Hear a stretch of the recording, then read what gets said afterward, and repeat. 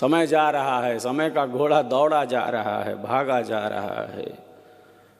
सुबह होती है, सुबह होती है, शाम होती है, उम्र यूं ही तमाम होती है। उम्र यूं ही तमाम करने के लिए थोड़ी है, जो है उसके अनुभव के लिए है। तो धर्म का संचय, इसीलिए हमारी संस्कृति का आधार धर्म है।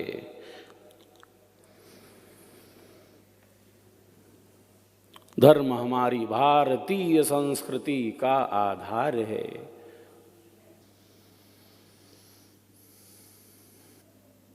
और हमने अगर धर्म की रक्षा नहीं की तो धर्म भी हमारी रक्षा नहीं करेगा।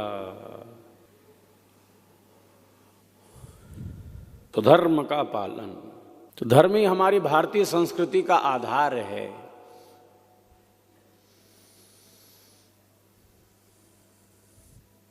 सबका अपना एक स्वधर्म है, स्वधर्म है।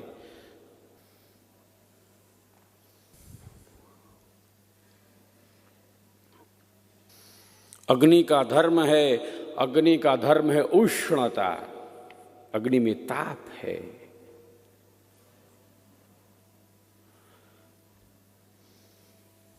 जल में शीतलता है। इन पदार्थों का धर्म है। जल को गर्म करेंगे, फिर वह अपने धर्म में वापस आ जाएगा, फिर ठंडा हो जाएगा, क्योंकि उसका वह स्वधर्म है और वह अपने स्वधर्म का त्याग नहीं करता।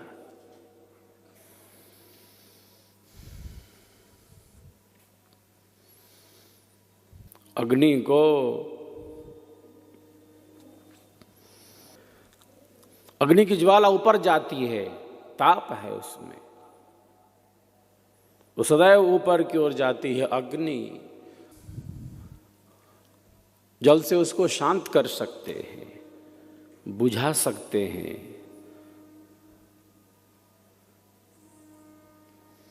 उसको झुका नहीं सकते। स्वधर्म है उसका। धर्म हमारी संस्कृति का आधार है।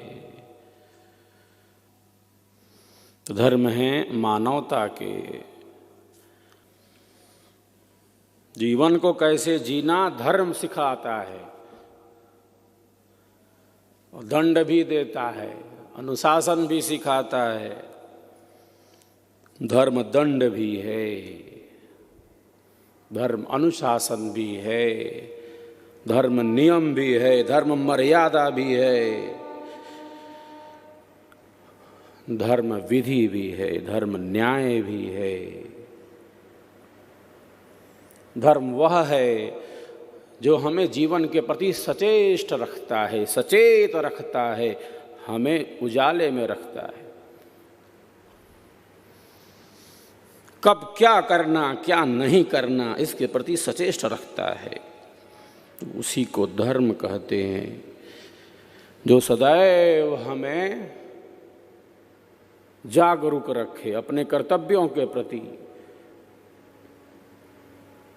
उसी को धर्म कहते हैं। धर्म मतलब सचेष्ट रहना, धर्म मतलब सावधान रहना, धर्म मतलब जागते रहना।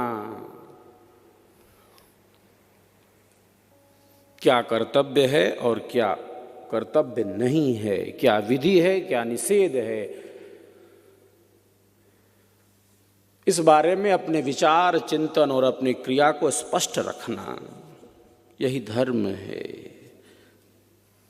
इसीलिए हमारी भारतीय संस्कृति का आधार ही धर्म है। अत्यंत समृद्ध है हमारे देश की संस्कृति, विश्व द्वारा संस्कृति।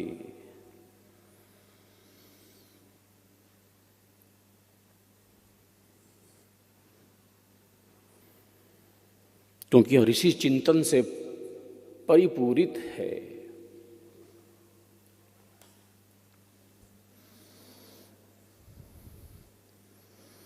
धर्म की रक्षा नहीं किए तो धर्म भी हमारी रक्षा नहीं करेगा।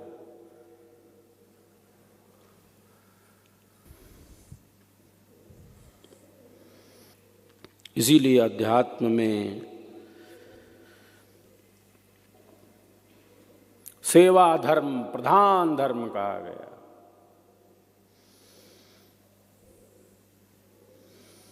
स्वधर्म जो है और सबका अपना स्वधर्म है।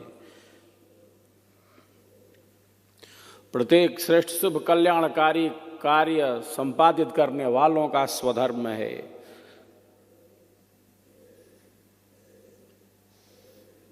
लेकिन अभिमान न हो, मान और सम्मान का भाव न हो। ऐसा करेंगे तो ऐसा मिलेगा, यह भाव न हो। सहज भाव हो, निस्वार्थ भावना हो, तब ही कल्याणकारी है वह। अध्यात्म में गणित नहीं है, कोई गणित ऐसा करेंगे तो ऐसा हो जाएगा। जहां पर भाव आएगा मान का, सम्मान का, जो संचित पुण्य है वह भी घटने लगेगा। जो कुछ अच्छा भी किया होगा वो घटने लगेगा। जो श्रेष्ठ कर्म भी करते हैं,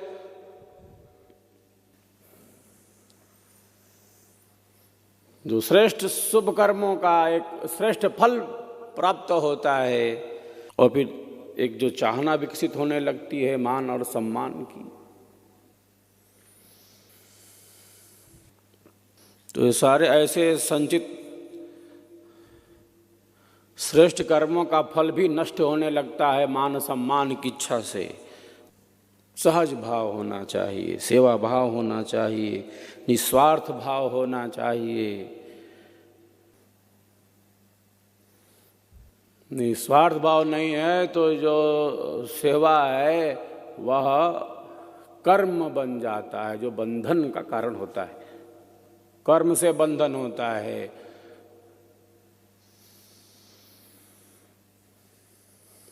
सेवा से मुक्ति होती है, कर्म से नहीं मुक्ति होती है। कर्म से बंधन होता है, मुक्ति होती है सेवा से। लेकिन उस सेवा के पीछे भी अगर भावना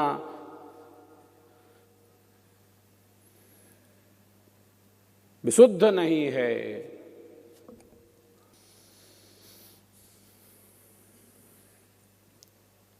तब उसका श्रेष्ठतम रूप हमारे सामने प्रकट नहीं होता। तो जहाँ समर्पण भाव है, जहाँ सेवा भाव है,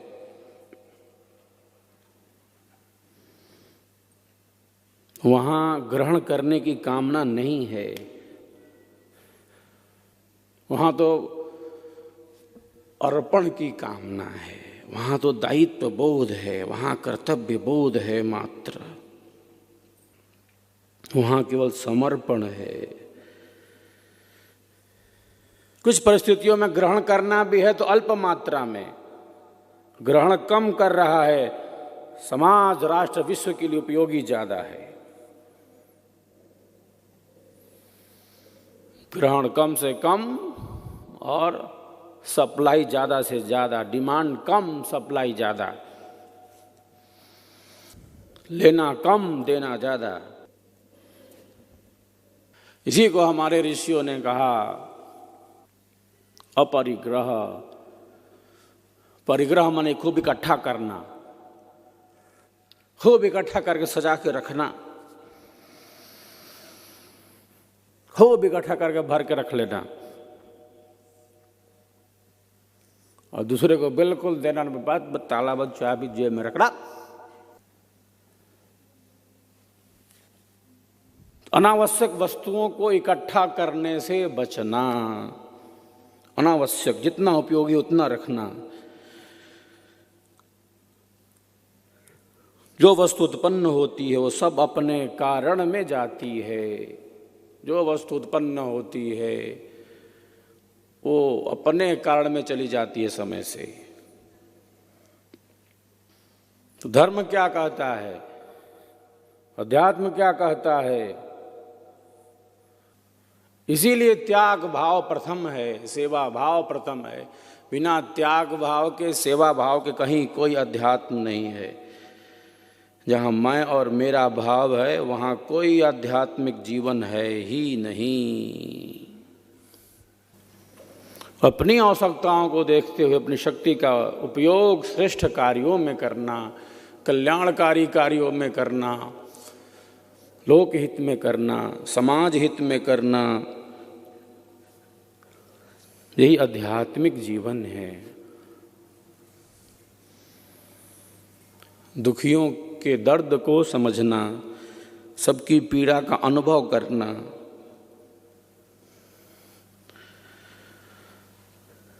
दुखियों के दुख को कैसे दूर कर सकते हैं ये सोचना,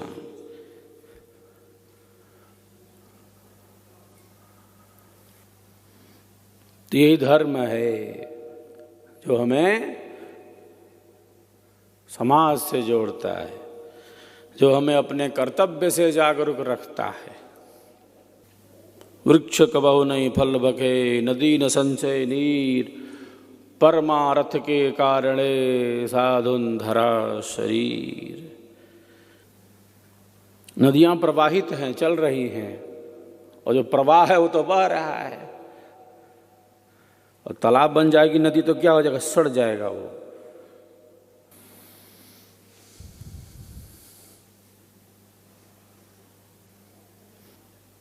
तो त्याग भाव, सेवा भाव अध्यात्म में प्रथम है। जो कुछ भी प्राप्त है मूल में ईश्वरीय कृपा का ही आधार है, और ईश्वर की दी हुई शक्तियों का हमें सार्थक उपयोग करना चाहिए। अपनी वाणी का, अपने विचारों का, अपने धन का, अपने सामर्थ्य का, जो कुछ भी प्राप्त है उसका, जो है उसका उपयोग नहीं करेंगे, चोरी नहीं कर सकते, जो है उसका सार्थक सदुपयोग करना, यही धर्म मार्ग है। सचेष्ट रहना, जीवन के प्रति सचेत रहना, जागरूक रहना, जीवन बोझिल ना बन जाए, जीवन आनंददायी बने। धर्म मतलब आनंद, जीवन आनंददायी बन जाए, जीवन आनंद में बीते। धर्म माने आनंद, जीवन आनंद में बीते। कठिनताएं आएंगी, कठिनाइयां आएंगी, आती हैं, हम परेशान भी हो जाते हैं, लेकिन इन कठिनाइयों से, इन समस्याओं से दो चार होते हुए हमारा आनंद कम ना हो, जीवन बोझिल ना बने, बल्कि जीवन आनंददायी बने। प्रसन्नता कम ना हो, उत्साह कम ना हो, उमंग कम ना हो, क्योंकि हमें लक्ष्य की तरफ बढ़ना है, हमें लक्ष्य की तरफ जाना है। हताशा, निराशा में नहीं रह सकते हम, तमस में तो नहीं रह सकते। तमस बहुत है, अंधेरा बहुत है, तमस बहुत है, अंधेरा बहुत है। और इस अंधेरे को, इस तमस को जितना दिन है उतनी रात है, जितना समय सृष्टि का है उतना ही समय प्रलय का है, जितना समय सृष्टि का है उतना ही समय प्रलय का है, जितना दिन उतनी रात।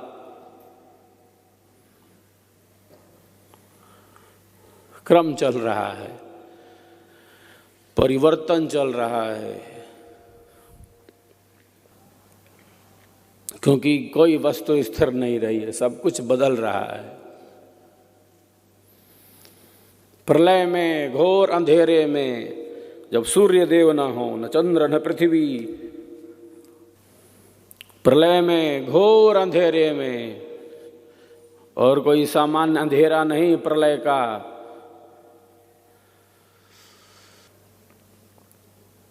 तमस से आच्छादित जो तमस है, अंधेरे से ढका हुआ जो अंधेरा है। ऐसा वैसा कोई अंधेरा थोड़ी है, कोई अमावस की रात थोड़ी है। अमावस की बादलों से भरी अंधेरी रात थोड़ी है। प्रलय में तमस से आच्छादित जो तमस है, अंधेरे से ढका हुआ अंधेरा, बिल्कुल अंधेरा, सृष्टि प्रलय में चली जाती है। क्योंकि